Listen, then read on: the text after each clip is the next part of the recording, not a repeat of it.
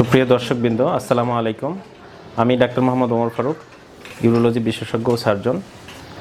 আমরা আজকে একটু অ্যাটিপিক্যাল একটা রোগী নিয়ে কথা বলবো। আমাদের সম্মানিত রোগী, মাত্র 29 বছর বয়স। উনি এই বয়সে একটা দুরারোগ্য রোগে আক্রান্ত। উনি আসলে জরায়ুমুখের একটা টিউমারের আক্রান্ত। এর কারণে ওনাকে রেডিওথেরাপি এবং কেমোথেরাপি দেওয়া হয়।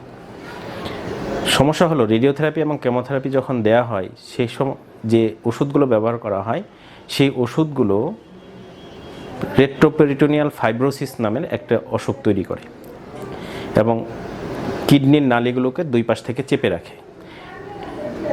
একইভাবে যখন টিউমার অনিয়ন্ত্রিত থাকে, তখন টিউমার দিয়েও কিডনি নালীর উপরে চাপ পড়ে, ফলে কিডনি এবং কিডনি নালী উভয়ে ফুলে যায়। একসময় কিডনির পয়েন্ট বাড়তে থাকে। সেই সময় আর ফুল ডোজে ওনাকে কেমোথেরাপি দেওয়া যায় না। সেই জন্য এই সকল রোগীকে যখনই রোগ নির্ণয় হয় এবং ডিসিশন হয় যে কেমোথেরাপি বা রেডিওথেরাপি দেওয়া হবে, ঠিক সেই সময়ে ওনাকে একটা স্টেন্টিং করা জরুরি ছিল। কিন্তু সম্মানিত রোগী, তাকে কোনো কারণেই হোক স্টেন্টিং করা হয় নাই। উনি কেমোথেরাপি রেডিওথেরাপি দেওয়ার পরে ওনার দুই পাশের কিডনি ফুলতে থাকে।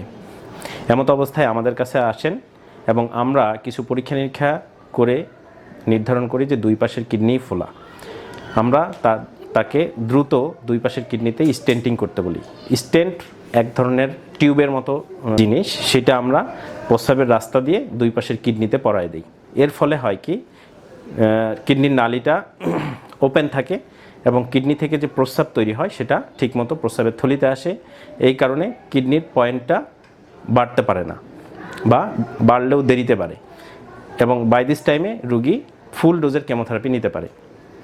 তো আজকের এই রোগীর মাধ্যমে আমরা যে মেসেজটা দিতে চাই, বিশেষ করে মহিলাদের জরায়ুমুখের যদি কোনো ক্যান্সার বা টিউমার থাকে, সে সকল রোগীকে যদি ডিসিশন হয় যে তাদেরকে কেমোথেরাপি বা রেডিওথেরাপি দিয়ে চিকিৎসা করতে হবে, তাহলে তাদেরকে অবশ্যই একজন ইউরোলজি বিশেষজ্ঞের সাথে কথা বলে দুই পাশের কিডনির নালীতে স্টেন্টিং করতে হয়।